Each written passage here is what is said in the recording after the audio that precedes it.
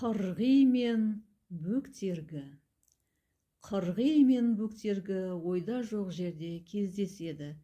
Екі дос өткен кеткенді әңгімелеп, кездесу құрметіне кеш өткізгілері келеді. Сол үшін 20 торғай ұстап әкелуге келіседі. Оның жартысын ұстауды қырғи міндетіне алады, қалған 10 торғай бөктергінің үлесіне тиеді. Көп кешікпей қырғи 10 торғайды ұстайды да төбе басында бөктергіні күтіп отырады. Бөктергінің келетін мезгілі өтіп кешігеді.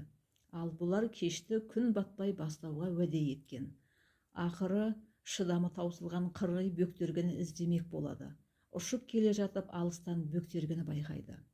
Ол бір торғайды қуып, ылдиға қарай ығыстырып барады екен.